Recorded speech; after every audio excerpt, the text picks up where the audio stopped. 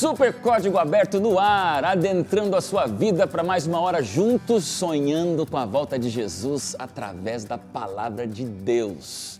É bom demais ter você aqui com a gente. Eu sempre falo isso, mas eu quero reforçar mais uma vez. Jovem, esse é o seu programa, esse aqui é o seu espaço. Aqui a gente se aprofunda na verdade, mas também sonha com a eternidade e, acima de tudo, juntos a gente compartilha as nossas lutas, os nossos ideais e até as nossas dúvidas e curiosidades. Por que não? Estamos vivendo as emoções de Lucas. Olha, só faltam aqui, 4 semanas, já está acabando. Temporada que voou, já estou ficando com saudade desses meus amigos aqui, porque foi bom demais ter todos juntos aqui sonhando com esse evangelho de Lucas. Mas eu te pergunto, você está repercutindo esse programa?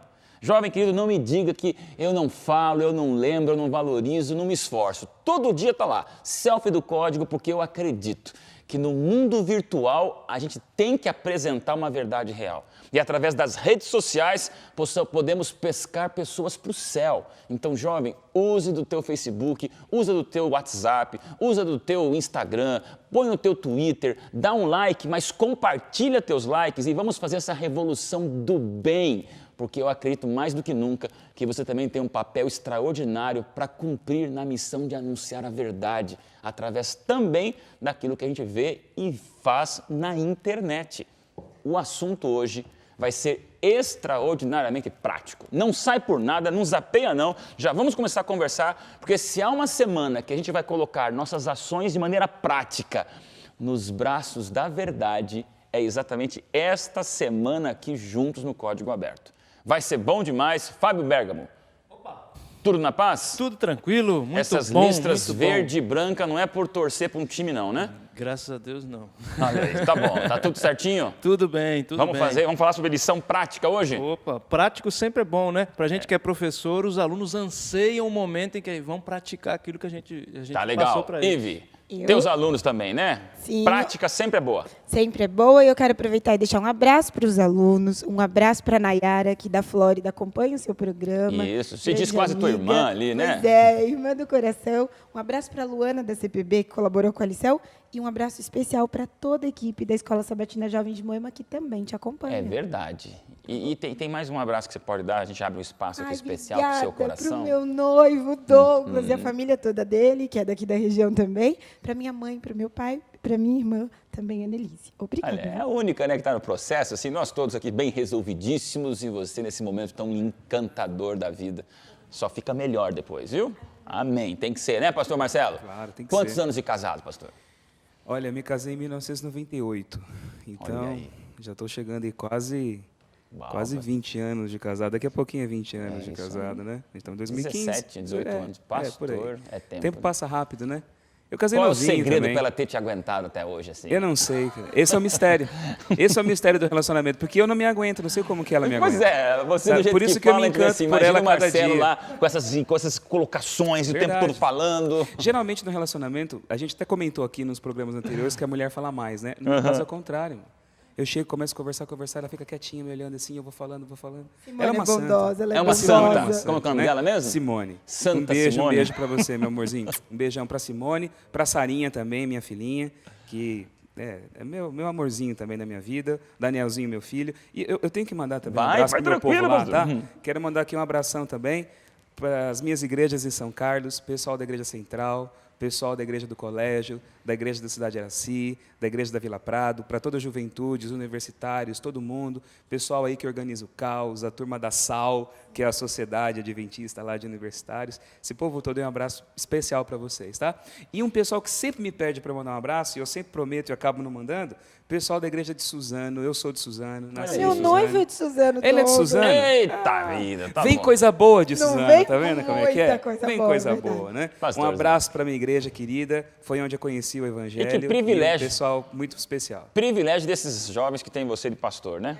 Fica a dica para todos os pastores serem mais práticos Deus, e acessíveis aos jovens. Deus ensina, às vezes, Amém. a gente pelas provações, pela Claro. dificuldade também. Então, eles estão sofrendo comigo Estão lá, sofrendo espero com que eles você, né? aprendam alguma coisa boa. Valeu. Bom, Simone aguenta o pastor Marcelo e como é que você aguenta o Leandro Quadros?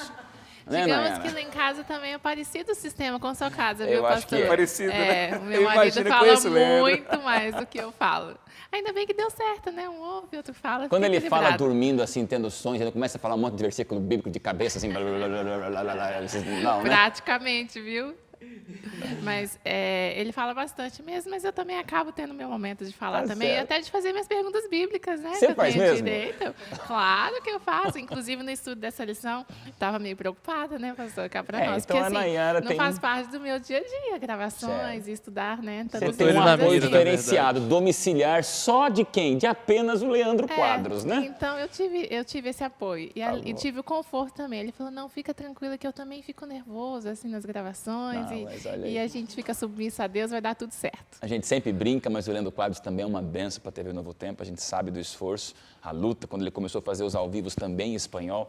É uma mente especial que Deus tem usado para anunciar a verdade, né? É verdade. E por trás de um grande homem, claro, o pescoço, Sempre um tudo, excelente é você, Nayara, imagino. Em todos os sentidos, né? Claro Porque que na sim, altura, principalmente Também. na altura, né? Valeu, gente. Vamos lá. E aqui temos Luana, né? Semana passada, primeiro momento no código, sempre a gente fica meio nervoso, meio tenso. Isso é normal, Luana, mas agora já estamos na segunda semana, passou o nervosismo, Baiana encara os problemas e que Justamente. venha pra frente, né? Isso mesmo. Só na Pois é. paz? Quero aproveitar também para mandar um abraço para o meu pai, para minha mãe que está assistindo, né? Para o pessoal também de Onápolis, ficou todo mundo. Luana, manda um beijo para a gente, manda um abraço. Fica todo mundo ligado lá no Código Aberto também. Eunápolis, região da Associação Bahia Sul, na minha época, alguns anos mesmo. atrás, tenho saudade desse povo. Como eu sempre disse assim pro Fábio, tem coisas que só acontecem no Nordeste. O povo não para quieto, é um fogo, é uma animação. Lá tem acarajé também? Tem, sim. Uma área muito boa. Tem ali as praias de Porto Seguro, Arraial da Ajuda, praias lindas. É lindo. É muito lindo. Que legal, que legal. Juliana, só na paz? Passa o microfone para Juliana, que no outro programa a gente acabou não dando oi para você. Quero ouvir tua voz, Juliana. Oi, pastor. Tudo certinho? Tudo na paz. Então, Graças sempre a Deus. acompanha Prazer. a Luana juntos? Sim, sim. Tá bom. Mora em Aqui, Eunápolis primeiro, também, daí? Moro em Eunápolis, mas sou mineira, baiana de coração. Olha aí. Isso. Pão de queijo, acarajé, tudo junto. Tudo junto. Que legal, Obrigada, Juliana. pastor. Valeu. Ter vocês aqui é bom demais. O assunto de hoje vai pegar fogo pro bem. Fica com a gente, não sai não. Eu vou pedir para Nayara. Ora com a gente. Querido Pai, nós te louvamos e te agradecemos porque Tu és o nosso Criador, o nosso Redentor. E nós te pedimos agora a Tua companhia conosco, nos dando sabedoria nesse estudo. Em nome de Jesus. Amém. Amém. O que rege a sua vida rege o seu coração e aquilo que você faz representa aquilo que você é. E aí eu te pergunto, o que ocupa o seu tempo?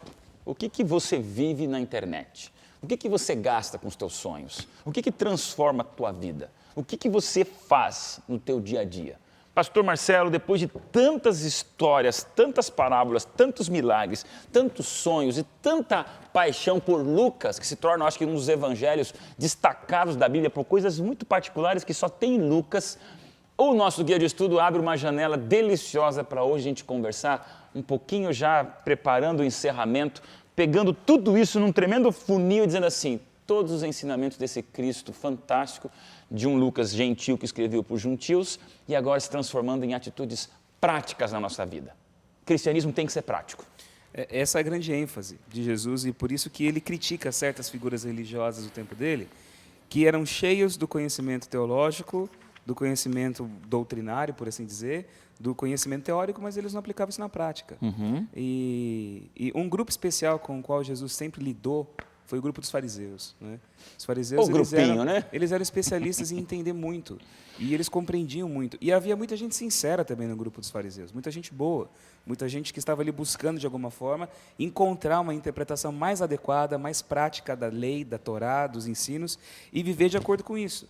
Eles tinham uma motivação que impelia a prática espiritual deles. Eles achavam que vivendo e encarnando tudo aquilo que a Torá ensinava, eles estariam, de uma forma ou de outra, contribuindo para que as alianças, as promessas, o reino de Deus se tornasse visível entre eles. Só que o grande problema é que quando você vai se alimentando da religião como teoria, e você não vai vendo na prática, isso faz um mal imenso para a gente.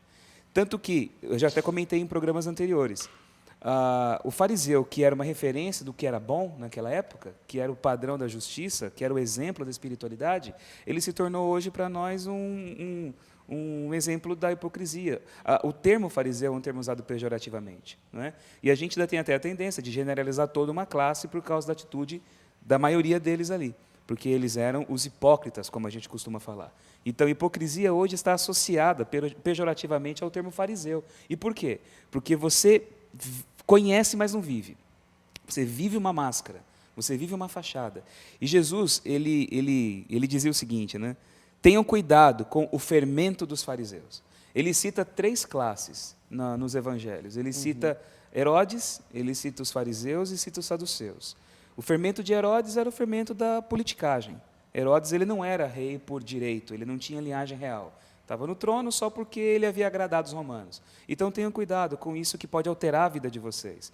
Vocês viverem apenas para favorzinho aqui, favorzinho ali, eu vou te concedendo aqui, você me cede ali, você vai se dissolvendo nessa. Cuidado com isso. Os saduceus, eles eram os líderes religiosos do templo. Eles eram sacerdotes. Eles cuidavam de todo o rito do templo. Era uma classe diferenciada. Mas o problema dos saduceus é que eles não criam na palavra, eles não criam nos profetas, eles não criam na existência dos anjos, eles não criam no mundo transcendente. Eles só tinham como válidos os livros da lei de Moisés. Porque lá nos livros da lei de Moisés nós encontramos todas as prescrições para o rito do templo. Então, eles eram aqueles que lidavam com a religião, mas eram os descrentes. Olha que absurdo, né? E isso acontece. A religião que não se torna algo prático na vida, ela vai me tornando cético, cínico para a existência. Cínico então, é uma palavra forte, hein? eles eram cheios do rito, mas eles não criam em nada. Como eu conheço muitos líderes religiosos e pessoas da religião que são assim. Brigam por causa de uma cadeira que você muda de determinado lugar dentro de um templo. Mas eles não creem em nada de verdade na vida. Não tem transcendência na existência.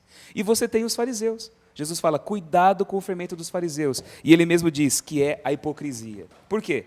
Porque todo o ensino que não se transforma em realidade na vida, que não vira, que não passa da minha pele, que é epidérmico apenas, que não torna carne e sangue em mim, ele tem o poder de me tornar um mentiroso para a existência. Eu sei, mas eu não vivo. Eu falo, mas eu não pratico. Eu só fico debatendo o mundo das ideias, mas aquilo não se transforma em carne e sangue dentro de mim. O objetivo da palavra é não apenas eu viver um conhecimento teológico. E esse é uma tentação muito grande nossa. Aqui nós estamos discutindo a Bíblia. O pessoal em casa está acompanhando uma discussão bíblica aqui. Então é legal eu falar tudo isso, eu fecho a minha Bíblia e vivo a minha vida. E a minha vida é vivida de acordo com as minhas prioridades do momento ali. O desafio é você trazer isso para a sua existência. Exatamente. Jesus foi o verbo encarnado. Eu até citei também aqui em alguns momentos que se você quiser entender a palavra, veja como Jesus viveu. Porque ele viveu aquilo que ele ensinou. Não há esquizofrenia na prática teológica de Jesus, que fala uma coisa e vive outra. Ele vive aquilo que ele ensina. E o meu objetivo como discípulo, e é muito bonito que você falou num programa anterior, que o discípulo, ele carrega o mestre nele, não é? Ele encarna o mestre, ele é a sequência do mestre. O objetivo meu como discípulo também é ser a encarnação da palavra. Então, se não for prático o negócio, não vale nada. Pastor, agora uma curiosidade minha, veio aqui à minha mente. A gente fala tanto do Estado Islâmico, esses terroristas que com jalecos alaranjados têm feito uma publicidade do terror, decapitando pessoas. E um dia eu achei interessante uma reportagem dizendo assim, a gente acaba pensando que todo o sírio, todo o islã, todo mundo está naquela região, agora é terrorista, está de capa preta, matando e degolando pessoas. Os fariseus, você crê que também... A gente fala de fariseu como uma generalidade. Será que existia nos tempos bíblicos alguma versão, alguma facção, alguma escola de farisaísmo que fosse um pouco menos cínica e extremista e fanática e hipócrita, etc? Existia muita gente boa. O próprio apóstolo Paulo, é interessante isso, né?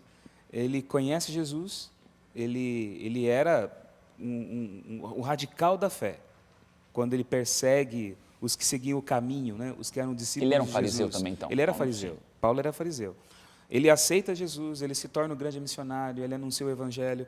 Mas quando a gente vê lá no livro de Atos, no finalzinho ali da história do livro de Atos, quando ele está sendo julgado ali, depois de uma confusão que acontece no templo, quando diziam que ele tinha introduzido um gentio no templo e não era o que havia acontecido, ele é levado a julgamento, ele diz assim, eu sou fariseu. Ele não fala, eu fui fariseu. Ele não fala, eu era fariseu e agora virei cristão. Ele fala, eu sou fariseu e é no tocante às minhas crenças que eu estou sendo julgado, porque eu creio na ressurreição. Olha isso. Os saduceus não criam na ressurreição. Ele fala, eu creio na ressurreição. E ele defendia a ressurreição de Jesus. Então, ele mesmo se identifica no final da vida como um fariseu. Ele não fala, eu fui. Ou ele seja, fala, então, fariseu não é uma coisa má. Até porque, então, tem outras situações onde o fariseu se tornou mal pelo mau exemplo, mas o próprio Paulo, então, depois avisa que ele era um fariseu. Foi mais ou menos aquilo que a gente estava discutindo no programa anterior. Às vezes a gente tem a tendência de nivelar todas as pessoas, né, pelos maus exemplos que a gente conhece. Então, assim, num certo sentido, Jesus nos evangelhos, ele até discute muito mais com os fariseus, porque você não vê Jesus discutindo com os saduceus, por exemplo. Você não vê Jesus discutindo com os essênios. Os essênios, eles são um grupo que não são nem mencionados aqui no Novo Testamento, embora eles existissem. E até Flávio Josefo e outros escritores ali mencionam a existência deles, né? Mas você vê essa proximidade de Jesus com os fariseus. Por quê? Porque eles compartilhavam de certas visões comuns. Então, havia algumas coisas em comuns ali na forma de entender certas coisas. Então, por isso você vê essas discussões mais acirradas. E, claro, né, havia sempre aqueles que eram os hipócritas, aqueles que questionavam a autoridade de Jesus, aqueles que sentiam inveja pelo carisma popular de Jesus, porque eles eram os mestres do povo, aqueles que começaram a se sentir um pouco mais incomodados. E vem um carpinteiro e começa a dar um e banho abala de tudo popularidade coerente. E tudo isso acontece por quê? Porque o conhecimento religioso não se torna prático na vida. Então você começa a perverter a essência daquela verdade que você mesmo acredita, que você mesmo ensina. Perfeito. Vamos para um rápido intervalo e a gente vai voltar, porque eu quero discutir com vocês aqui como, de maneira prática, um jovem hoje não cair nos mesmos erros do fariseu. Você foi feito para ser muito mais do que você tem sido. E na linguagem prática nossa, traduzimos o Deus que rege a nossa vida. Então, já a gente volta, quero ver a opinião de vocês, como tornar Lucas o evangelho mais prático no nosso dia a dia. Não sai daí, não.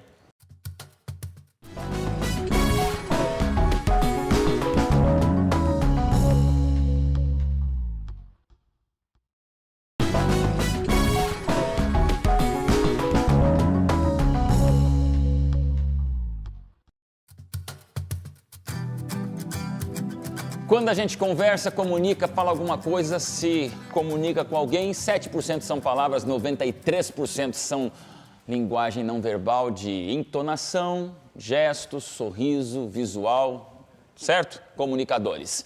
Então você entendeu mais do que nunca do que a gente discutiu até agora. 7% das palavras do cristianismo são os 93% das atitudes do cristianismo que movem o mundo. E é isso que Jesus tinha em total habilidade divina, coerência entre falar e fazer. Para vocês, como fugir do farisaísmo e pararmos de ser cristãos cínicos? Acho que a primeira coisa, eu acho que é a gente ter cuidado com o formalismo da religião. Como assim? O formalismo da religião é aquele negócio que vira uma rotina, mas uma rotina sem sentido. Não é? Você vai à igreja não para ter um encontro com Deus, vai à igreja por ir à igreja, por encontrar alguém, ou para se fazer de religioso, né? Se mostrar como religioso. E esse é o segundo ponto. O exterior, você se preocupa mais com o exterior do que com o interior. Que era uma preocupação muito grande dos fariseus também mostrar isso, né? Esse exterior. E a gente vê muito isso aí. Né? As pessoas são uma religião tão formal que elas acabam tendo que mostrar que são religiosas, mas, na verdade, por dentro não são nada daquilo. Né? Deixa eu perguntar para vocês, em pleno mês de junho de 2015, século XXI, vamos agora sair um pouquinho de Lucas e nos vestir de paulistas, baianos, de cotidiano. Como é que um jovem hoje pode ter uma religião cínica, de maneira prática? Quais são atitudes, quais são comportamentos que você pode dizer assim, ó, toma cuidado que isso está errado? Pastor, toda vez que eu vivo em ambientes e visto máscaras e faço disso a perda da minha própria referência, eu vivo num cinismo. Tipo assim, um universitário que está lá na universidade é uma coisa, na igreja é outra? É isso. Então, quer dizer, na família eu sou uma pessoa, na igreja eu sou outra pessoa, mas quando você me encontra no trabalho ou na universidade, eu sou totalmente outra, diferente. Então, que existem máscaras no aspecto de você se flexibilizar. Quando você está num ambiente profissional, você se porta de uma maneira, num ambiente social é outra, isso é tolerável. Agora, quando estas máscaras, elas são colocadas para você renunciar a princípios e trabalhar de maneira, como ele aqui apontou, do formalismo, isso acaba comprometendo o verdadeiro cristianismo, porque aquele que tem a verdade no coração produz atos de justiça, atos de bondade, foi o que você disse no começo. Então, ele demonstra que é cristão, que crê na palavra do Senhor, e com o próximo ele age assim. Eu penso que um dos maiores desafios, se ele diz que o primeiro é o formalismo, então eu coloco como segundo, já que eu vou falar depois dele, e não sei se é nessa ordem de importância, seria a isenção também de julgamento. Porque há uma tendência humana de querer julgar. Então, se eu na igreja estou indo e eu olho ele que não está indo, ou ele não está cumprindo com as ordens como deveria, eu já julgo e digo assim, acho que eu estou mais correta que ele. Eu penso que é um desafio no meio do cristianismo, não do cristianismo, mas da convivência institucional, eu conseguir viver o cristianismo prático, me isentando de julgar a todos e olhando sempre para mim. Cuidado, Evelise, cuidado que você está julgando, cuidado que isso é hipocrisia, cuidado que na igreja você é uma, na faculdade você é outra, no seu relacionamento você é outra pessoa. Então, é preciso que eu tenha muita noção. Eu vejo aqui Jesus, nessa parte de Lucas, levantando um batalhão, chamando pessoas que sejam agentes humanos dos atos divinos. Arregimentando o seu exército. É isso. Nayara. E a hipocrisia é algo muito sério, porque atrapalha as pessoas de alcançarem o reino também. Porque a partir do momento que você começa a cobrar demais das pessoas algo que você não vive, você também, muitas das vezes, você descreve uma religião, muitas vezes muito formal, chata, que não tem aquele amor de Cristo. Então, quando você passa isso para as pessoas que não conhecem, ninguém tem aquela atração de querer vir e viver essa mesma religião que você. Aí, pastor, Jesus usa uns ais aí, tal, contra os fariseus e era para assustar. Chega ao ponto, parece que Jesus está meio, como você falou uma vez, né, um pouco mais impaciente. Já estamos chegando no final do ministério, últimas 3 lições que nós temos agora e vai chegando no momento da crucifixão. Parece que Jesus agora vai arrebentando mesmo, vai dizendo assim, ó, ai, e não é ai de quem é pobre, ai de quem é simples, é ai de quem é o exemplo de religião. Quero o senso de urgência dele. Estava chegando no fim. Chegando um momento, né, cada vez que o tempo foi ficando mais restrito, mais escasso, você percebe essa urgência de Jesus, né? Ele mesmo disse, ele falou assim, até quando eu vou estar com vocês? Até quando eu vou ter que aguentar vocês? Ele falava assim. Teve um momento em que ele manifesta, né, essa impaciência, né, com essa nossa letargia, né? Você vê isso aqui em Jesus. No capítulo 12 aqui do Evangelho de Lucas, ele repreende questões bem práticas assim na vida, né? Quando ele compara a religiosidade dos dias dele e a proposta do que ele tinha para oferecer. Por que ele lamentava? Por que ele mostrava esses ais? Por causa de 2 grandes coisas. Primeira delas, esse egoísmo nosso de transformar a nossa visão do mundo, transformar a nossa interpretação dos fatos, transformar a nossa agenda no objetivo maior de todas as coisas. Eu tenho a tendência de fazer com que tudo seja colocado no mundo para me servir. E essa é uma tendência natural nossa. Eu quero ser o centro, quero fazer do meu umbigo o centro do universo, gerar tudo em torno de mim, alcançar os meus objetivos. É aquela frase maquiavélica, né? Os fins justificam os meios. Então, essa era uma ideia prática que você discernia na espiritualidade dos fariseus. Então, Jesus reprova a avareza, reprova esse sentimento de fazer da sua vontade, do seu anseio, o objetivo último de todas as coisas. De você se impor, essa natureza nossa humana, feroz, que quer conquistar, que quer medir o sucesso e o seu valor por aquilo que consegue impor sobre o outro. Ele reprova isso daqui. Ele fala, você conquista tudo. E ele conta até uma historinha de um homem que tem ali o seu celeiro abarrotado de coisas. Aí ele fala assim, louco, você é louco. Hoje você vai morrer. Ele fala. E o que vai adiantar tudo isso que você tem? Ele fala. E uma outra coisa também, que é um aspecto ligado a isso, a nossa insegurança. A nossa segurança em relação ao futuro. Quem é habitado pela eternidade de Deus, vive a vida presente com responsabilidade. Eu não vou me furtar aos meus compromissos, os impostos, as contas que eu tenho para pagar, ou os meus projetos, a minha vida profissional, a minha carreira estudantil. Eu não vou dar as costas a tudo isso. Mas eu fui habitado pela eternidade. Eu sei que a minha essência, o meu ser, não depende dessas afirmações exteriores. Então, uma pessoa que já foi habitada pela eternidade, ela não vive esse pavor da morte. Ela não vive essa questão do tempo que está acabando, da ampulheta, o tempo que está passando. Porque a Bíblia fala que é isso que nos torna escravos de Satanás. Eu vou vivendo aquele meu tempo assim no medo, o grande pavor, o grande medo. Minha vida está acabando. Poxa, eu estou com 20 e tantos anos, eu não tenho uma graduação ainda, o que eu faço? Eu estou com 35, eu já estou chegando nos 40. Você olha e fala assim, meu cabelo está caindo. Eu não vivi um grande amor, eu não tive grandes experiências, eu não conheci certos lugares, eu não viajei o mundo, eu nunca comprei um carro zero, eu nunca morei no lugar onde eu gostaria de morar, a minha vida está acabando. Aí você vai vivendo, você entra na casa dos 50, na casa dos 60, aí você chega na velhice, você olha para trás, você é amargurado. Porque você viveu aquele sentimento Manuel Bandeira. A Avareza vida inteira espiritual, que hein? poderia ter sido e que não foi. A avareza espiritual. Então Jesus fala, não tenham medo das circunstâncias exteriores. Não tenham medo, não fiquem inseguros. Não vivam essa ansiosa solicitude pela vida, como aqui até mesmo a Bíblia coloca na expressão dela. Não vivam assim. Vivam o dia de hoje, sim, com consciência. Mas não fiquem tentando alcançar os objetivos de qualquer forma, impondo a sua vontade, a sua natureza sobre os outros. Por outro lado, não meça o seu valor, o seu sucesso por aquilo que os outros determinam, por aquilo que você tem. Não tenha medo das inseguranças do dia a dia. Temam a Deus. Isso é E fantástico. temer a Deus não é ter medo de Deus, é submeter ao governo e ao domínio dele na sua E aí vida. você me abre o assunto do temor a Deus, que eu queria continuar. Nosso estudo fala exatamente sobre essa expressão, o temor a Deus. Tem gente que tem medo de Deus e acha que ter temor a Deus é morrer de desespero de um Deus. E aí? Sabe que existe na legislação um ensinamento sobre a questão do temor reverencial.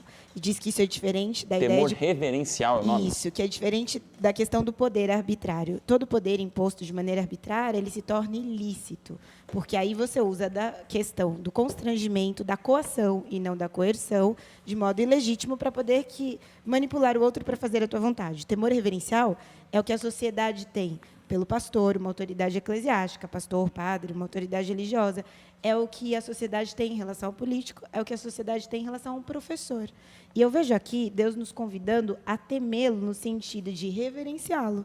Eu gosto dessa expressão, do temor reverencial, porque Deus não vem com um poder arbitrário sobre nós para impor a sua vontade, mas Ele, ao nos convidar, nos modela o novo padrão de viver. Então, ele diz assim, venham, me temam, venham me adorar, obedeçam os meus mandamentos. Apesar de Cristo ser amor, ele também é justiça. Isso significa que toda decisão tem uma consequência. E a chamada, como o pastor Marcelo colocou, ela é totalmente atual de Jesus na época, ao falar em Lucas, não andeis ansiosos, confiem em mim, para um período em que o jovem tem que trabalhar muitas vezes focado na cobiça. Eu tenho que ter isso, eu tenho que ter aquilo, eu tenho que construir, eu tenho que conseguir. E se ele não consegue, aí ele vira uma pessoa ingrata.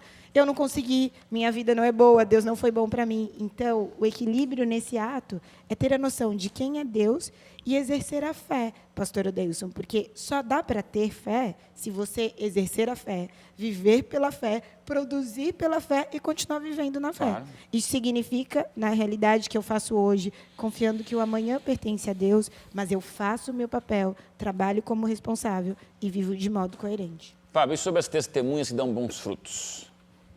Pois é. Falamos sobre o jovem que não pode ser um fariseu, mas tem o jovem que deve ser uma árvore frutífera do bem. É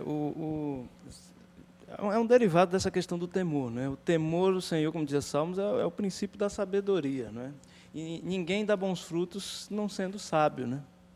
E esses frutos, o que é o mais interessante da história de dar frutos é que você dá os frutos a partir a árvore dá o fruto a partir do adubo. Se ela está vivendo num lugar propício para aquilo, ela dá os frutos, né?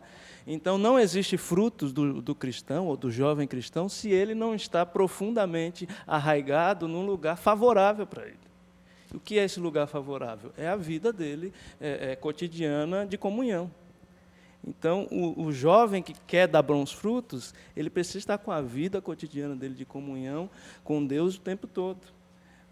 E essa comunhão vem do temor a Deus. Sim. Que é o princípio da sabedoria. Até na lição passada, eu lembro que a gente fala que o temor do Senhor nos aparta do mal. Na lição de Provérbios falou para a gente. Né? E dentre os frutos do temor do Senhor, no testemunho correto, Nayara, está o serviço, a humildade, e entramos já na conclusão dessa semana, onde nosso guia nos aponta sobre talvez a maior revolução que Cristo fez no aspecto da administração gerencial, que foi, de novo, virar a mesa da liderança autoritária para a liderança servidora.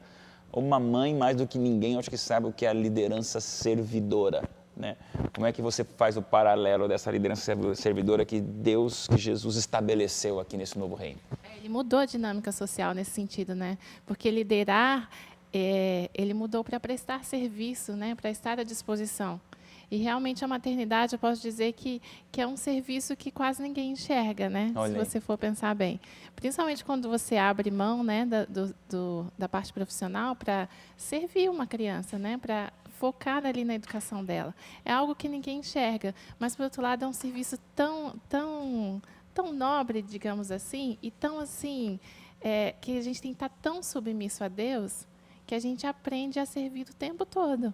Né? Você precisa estar ali paciente, você precisa ter sabedoria, quem sabe, para corrigir. Né? Tem horas que a gente não consegue, então a gente compreende também como Deus é paciente, é misericordioso conosco.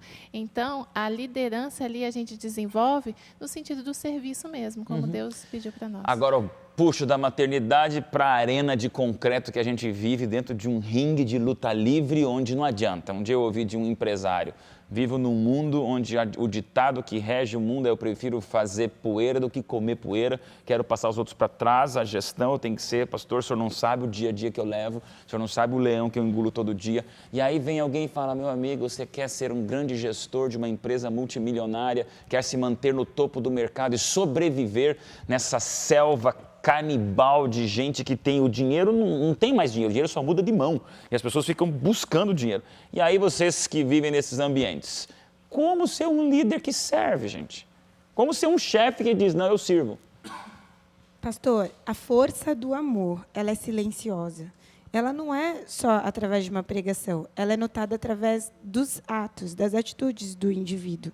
E aquela pessoa que serve com amor, e serve porque faz parte da sua crença, da sua convicção, do valor, não para que ela seja notada, não para que o seu eu seja exaltado, você nota a diferença. Mas me permita ser um pouquinho mais incisivo aqui com você especialmente. Você é uma jovem que tem uma carreira já para trás e tem sonhos para frente. Você teve que viver em ambientes altamente competitivos. Você teve que se destacar num ambiente desumano, onde você tem a tua propensão de sucesso pessoal, que não está errado. Como é que um jovem hoje que me escuta, ele está começando uma microempresa, está começando uma startup, ele quer se destacar no mundo dos negócios, quer ser um advogado de exemplo, quer ser uma pessoa... O mundo é cruel. E aí me dizer assim: não, pastor, eu cheguei aqui servindo todo mundo.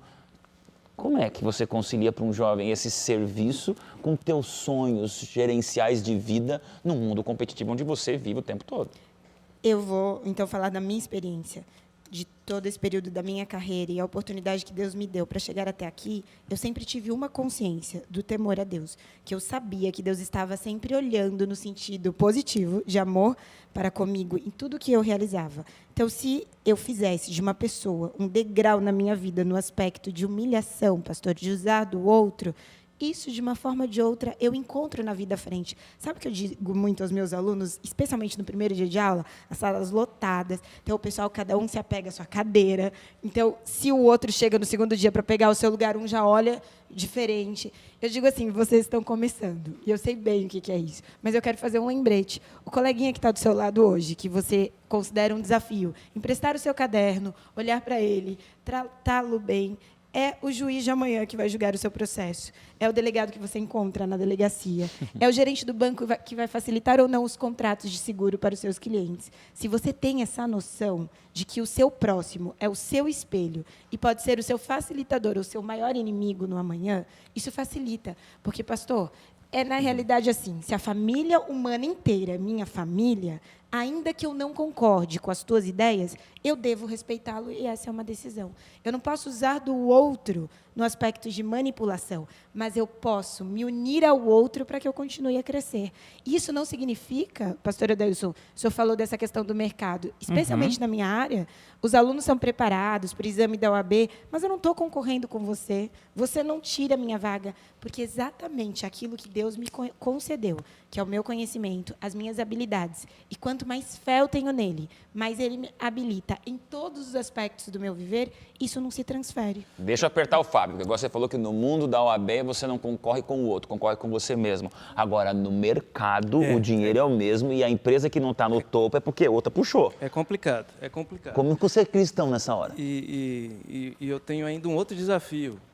Como falar para o meu aluno sobre isso? Né? Falar para ele: olha, a concorrência está aí, mas... Né? Seja servidor. É muito complicado.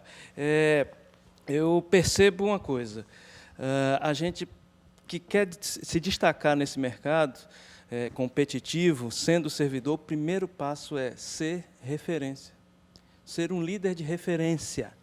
O que é ser um líder de referência? É estar preparado, sim, teoricamente, ter estudado, ser um bom profissional, em primeiro ponto.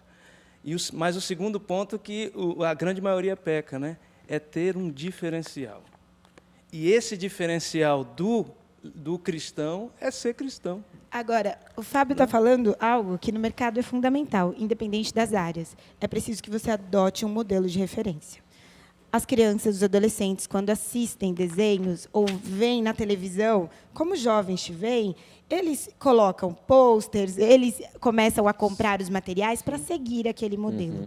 Eu penso, pastor Odailson, dentro do que eu conheço, do que eu me relaciono, o modelo de referência que você adota dita o seu padrão de conduta e comportamento. Sim, claro. Se o seu modelo é Cristo, e Cristo é o modelo e tem sido mundial, é que a parte mercadológica deturpa, mas traz para outros nomes o que Cristo disse. Vira ética, vira, na verdade, trabalho social, e não se fala no valor espiritual. Então, Acabou! Que Acabou pena. o bloco, calma, porque tem só um intervalo. O pastor Marcelo tem que falar, a Nayara está aqui. Acabou o bloco. No terceiro tem música e tem muito mais coisa boa. Não sai daí não. Código aberto continua.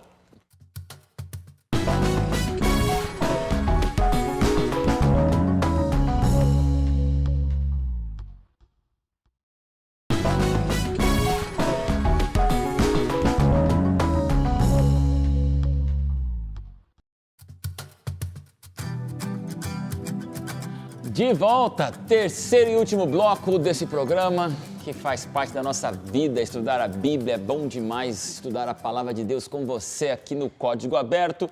E também é bom demais a gente viajar nas asas da música, da adoração e do louvor. Eu já vou para você, Luana e Juliana, o que é que você vai cantar e por quê? Essa música, ela fala do nosso agradecimento a Deus pelos dons que Ele nos dá, né? E a nossa oração diariamente deve ser pedir a Deus para que nós possamos botar em prática a verdade dele em nossa vida. Que legal. Tua graça me basta é o nome dessa canção. Amém. Vamos lá.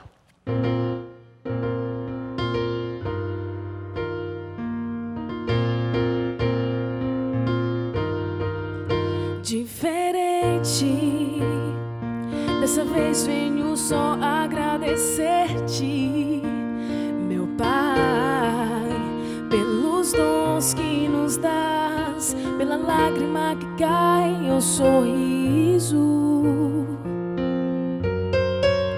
Quantas vezes duvidei, quantas vezes questionei, não há nada melhor que sentir seu agir. Obrigado, Senhor, por me usar como sou. Entregou-se na cruz, meu lugar ocupou. E se o mal tentar me seduzir, tua graça me basta.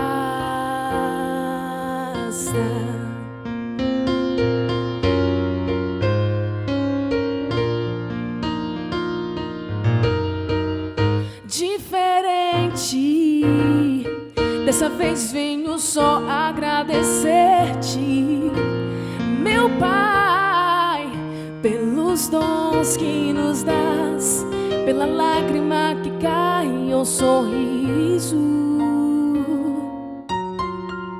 Quantas vezes duvidei, quantas vezes questionei, não há nada melhor que sentir seu agir.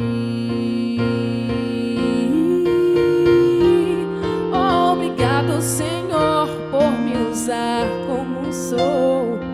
Entregou-se na cruz, meu lugar ocupou. E se o mal tentar me seduzir, tua graça me basta. Obrigado, Senhor, por me usar como sou. Entregou-se na cruz, meu lugar ocupou. E se o mal tentar me seduzir,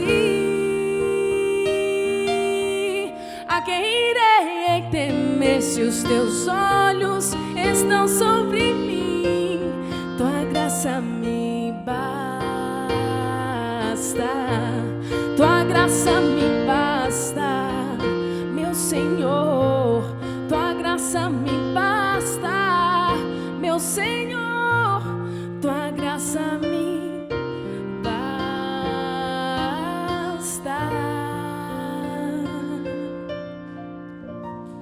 Amém, amém. Esse é o louvor dos jovens. É assim que a gente vence, é assim que a gente toca a vida, segue adiante, não desanima não. Tenho aqui um momentinho para vocês, apanhado final, pastor Marcelo. E aí, vendo toda essa questão da prática dos fariseus, falando sobre o temor e terminando com a liderança servidora. É muita dica boa e prática para o jovem ter sucesso hoje aqui nessa geração. A gente tem que buscar, como vocês estavam falando aqui no nosso último bloco, as melhores referências, né? E a melhor referência para a nossa vida é o Evangelho. E sempre entender que tudo que eu faço, o que eu tenho, o que eu sou, o que eu alcanço, ou até o que eu não alcanço, o que eu não faço, o que eu não consigo ser, não é o que vai determinar a minha essência. A minha essência é determinada por esse comprometimento real, verdadeiro que eu tenho com os princípios e valores do Reino de Deus. Então, isso pode parecer muito teórico pela forma de falar, mas pelo contrário, a gente vive isso no dia a dia. A gente vive isso nas nossas amizades, na nossa opção profissional, no exercício dos nossos sonhos, da nossa vocação. Então, isso tem que estar sempre na nossa frente. Se um jovem está se sentindo hipócrita, ninguém reconhece que é hipócrita nem cínico, mas quando está sozinho no travesseiro e vai percebendo o feedback das pessoas ao redor, a maneira como está vivendo o tabuleiro do jogo da vida, o que você pode dar de conselho, pastor, para alguém que de repente diz, eu preciso parar de ser tão cínico, eu preciso ser sincero na minha vida e tocar o barco? Isso é bom, é ótimo. Se você está sentindo isso, poxa, eu sou hipócrita, se você já teve essa autoconscientização, você está num processo de transformação. Que legal. Essa é a verdade, porque o hipócrita mesmo, o cínico, ele não tem esse auto-julgamento, muito pelo contrário, ele está muito ocupado julgando o outro. Ele está muito ocupado manipulando as pecinhas do tabuleiro para poder alcançar aquilo que ele quer.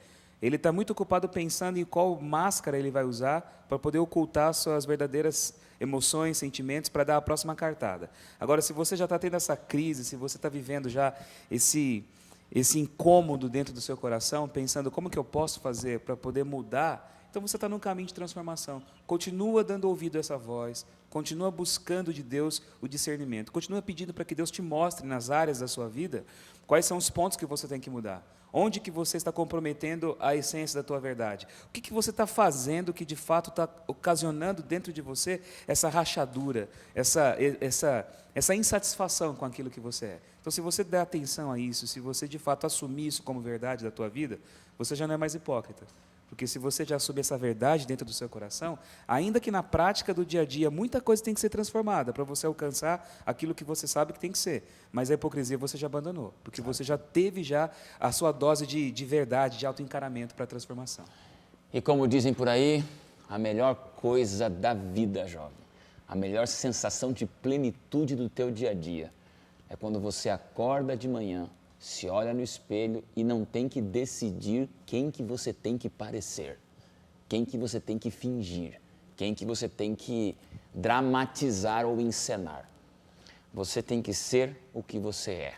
E aí, Ive, teu recadinho para essa juventude que nesse mundo competitivo e doido, eu estou falando porque eu sei, jovem, você deixa lá no selfie do código, você manda o teu recadinho, você deixa teus desabafos, Ive, é fácil a gente falar, você já é doutora, pós-graduada, você já tem aqui, está fazendo doutorado, todos nós estamos com a vida resolvida, pais, criança, vida resolvida, mas eu me preocupo com você, jovem, que está aí com 17, 20 anos, primeiro ano de faculdade e vivendo o desespero da competição, o peso da juventude que lhe aponta o sucesso imediato que ele quer para ontem, e a gente vem dizendo, cristianismo prático.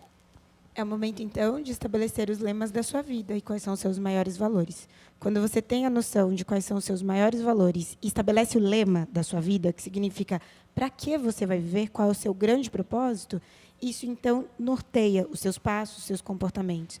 Se o seu grande lema é servir pessoas, então viver acima da mediocridade deste mundo se torna sua conduta contínua diária. Ser discípulo e ser fiel a Cristo não é algo fácil, pastor Daílson. E você tem falado isso a cada uma das nossas lições. A novidade aqui não é pregar uma mentira para as pessoas dizerem assim, ó, saia como discípulo e a vida vai ser fácil. Mas eu amo a Deus só por um motivo, se eu pudesse dar. É porque Ele já me adiantou o futuro, como vai ser. Então, isso me dá uma certa paz. Apesar dos desafios, a vitória já está garantida.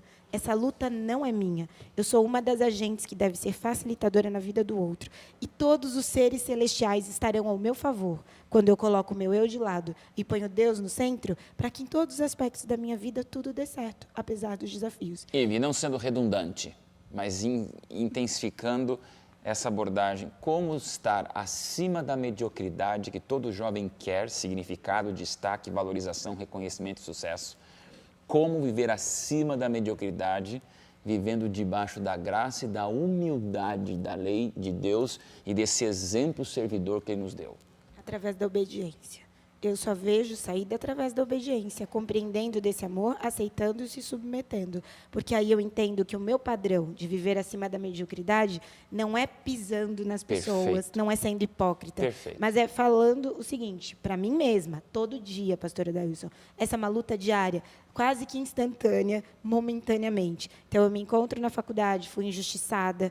A minha vontade é fazer justiça com as minhas próprias mãos, é me segurar e lembrar do que o Senhor fala, é perceber que talvez eu não tenha sido escolhida. Então, aquele que é o último será o primeiro. É ter a certeza de que eu sou amada, ainda que eu me sinta injustiçada, às vezes esquecida. E mais do que isso, não é porque os outros talvez me tratem mal que eu farei da mesma maneira e replicarei este padrão. Então, quando chega a minha pessoa, qualquer injustiça, qualquer maldade, é aqui que tem que parar e eu sirvo, sendo agente transformador e fazendo diferente. A escolha é minha, pastor Daílson. Isso se chama autorresponsabilidade, porque Deus me deixou um padrão. O que eu vou fazer e como eu vou reagir, a decisão é minha. E não há sequer qualquer desafio que justifique a minha hipocrisia, o meu pecado, a minha desobediência. Fala, Fábio. É muito complicado nesse mercado competitivo, muito mesmo. Mas é um mercado que valoriza... Fala que é possível, por favor, que eu esqueci dessa palavra. Só fala que é possível. Claro que é. Possível. O mercado valoriza muito quem é tecnicamente bom. Eu acho que esse é o primeiro passo. Seja tecnicamente bom. Jovem, está preocupado? Estude muito, se prepare muito. Mas deixe claro que você é cristão. Segundo ponto. Deixe claro que você é cristão. Muitas vezes você nem percebe o poder disso no futuro. No doutorado eu tenho uma experiência fantástica. Todos sabem que eu sou adventista, que trabalho numa instituição adventista, mas assim me parecia que isso não ia ter impacto nenhum ali na aula, na nota, em alguma coisa. Mas aí você vê um colega seu vindo pedir para uma oração pelo pai dele que está doente. Um colega, poxa, eu estou com um problema em casa, ora por mim. Isso é sensacional, isso é sensacional. Então, o jovem ele precisa ser bom, ele precisa ser uma referência também, técnica. Mas quando ele mostra que ele é cristão, aquilo parece que transpira dele. Né? Vai transpirar, as pessoas vão conhecer, as pessoas vão querer estar do lado dele. É uma oportunidade de testemunho fantástica. Nayara, é possível, mas como? E não somente no aspecto agora profissional de mercado. Na vida sentimental, na vida de consumo, na vida de relacionamento com pais. Hoje nós estamos entrando em todos os aspectos práticos da tua vida, jovem. Talvez você nem está preocupado ainda com a tua profissão ou com o teu mercado, que você está no seu ensino médio e agora a tua maior crise são os amigos, são os adolescentes que ficam te passando para trás, ou aquela situação de você tentar se manter acima da mesmice dos amigos e se destacar. É possível. Como? É possível com Jesus. E tudo que foi falado aqui, nós vamos conseguir bênçãos terrenas, mas algo que a gente tem que ter em mente também é a vida eterna. A vida eterna tem que ser um sonho nosso também. Porque a partir do momento que a gente sonha, a gente vive, a gente corre atrás do céu, da vida eterna, muitas vezes as coisas e as lutas aqui se tornam passageiras e se tornam pequenas, quando a gente focaliza no que vem pela frente, que é a vida eterna com Cristo. Quero ler para vocês um texto da Bíblia. na verdade, desculpa, é um texto do Espírito de Profecia, que a Ellen White, essa escritora fantástica do mundo evangélico, que teve visões e escreve coisas boas para todos os cristãos do mundo, ela está dizendo no livro Mensagens aos Jovens, página 88. Nossos jovens enfrentarão tentações de todas as partes e devem ser educados de tal maneira que confiem em um poder superior, um mais alto ensino do que os que podem ser dados por mortais.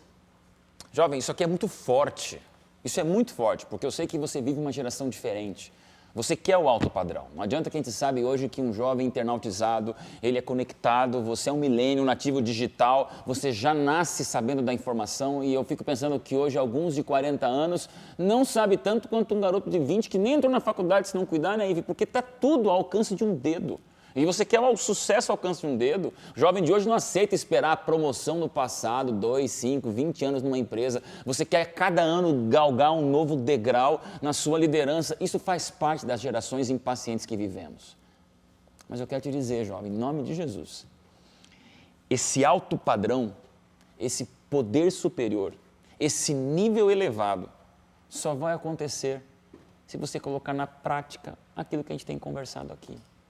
Por isso que a gente chamou alguns jovens para dar o exemplo para você. Não porque a Ivy é perfeita, o Fábio são perfeitos, não. Mas é que pela idade, pela responsabilidade, você vê, poxa, é possível me envolver nas coisas da igreja, ter pequeno grupo, fazer visitação, ser solidário e ainda mais ser super bem sucedido na vida espiritual, acadêmica, profissional, financeira e também sentimental.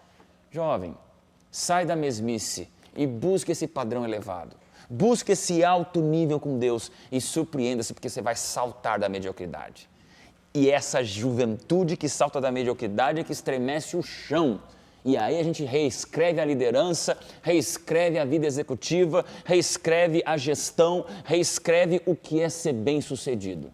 Ser bem-sucedido é estar pronto para a volta de Cristo. Super abraço, a gente se encontra no próximo programa Código Aberto, porque aqui a gente abre o coração, estuda a Bíblia de um jeito bem diferente e não esqueça que eu te espero juntos aqui no próximo programa. Até lá!